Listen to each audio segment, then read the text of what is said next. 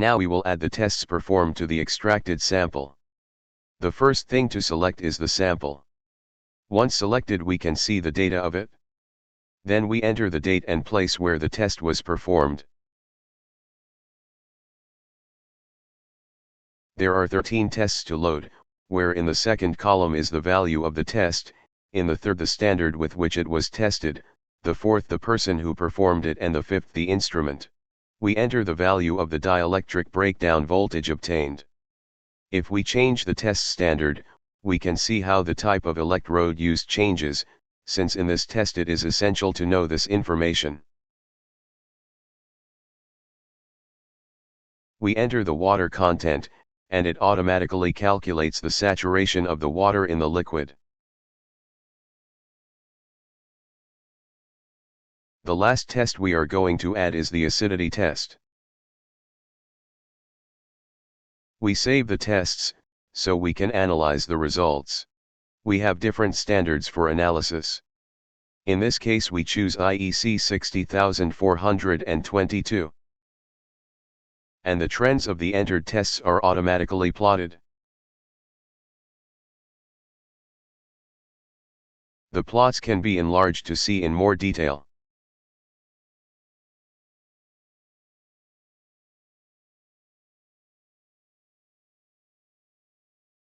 With colors code it shows the zones, acceptable, questionable, and unacceptable. Now we will also add the DGA tests. Again, we select the sample to which the test will be carried out. We enter the date, the standard, the place, and the instrument with which the test was performed.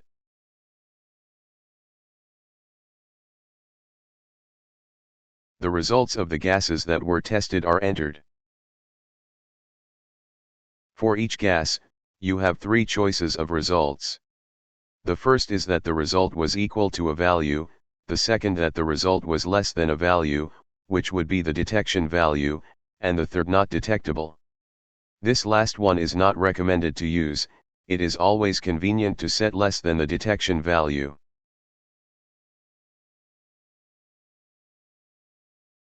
As we enter the results we can see how it calculates the total dissolved combustible gases and the relationships of carbon dioxide with carbon monoxide and oxygen with nitrogen. We save the results, and select the standard for analysis.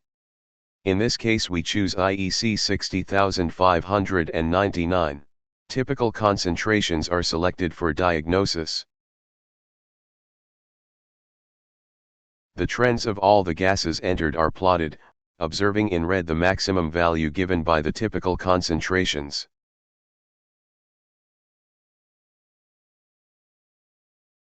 Duval's triangles are analyzed.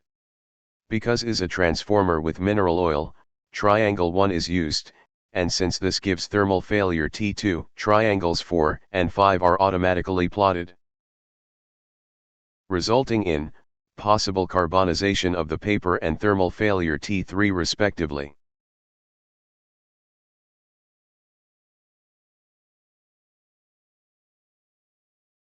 We can also include the uncertainty of the gas results, thus showing the area where the type of failure could be. Duval's pentagons are analyzed. Pentagon 1 results in thermal failure T3, and therefore, Pentagon 2 is also plotted, which gives possible carbonization of the paper. It is also diagnosed with the different gas ratios. Finally, we can generate a report with the tests carried out. If desired, you can add the plots, include or exclude a test and choose the standards with which they will be analyzed.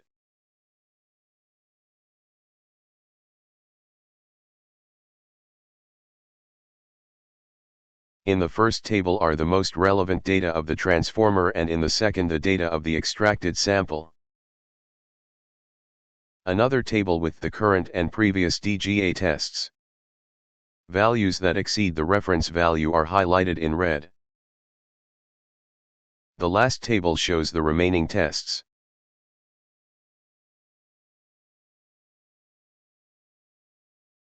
Finally, we have all the plots of the trends including the Duval triangles and pentagons if they correspond.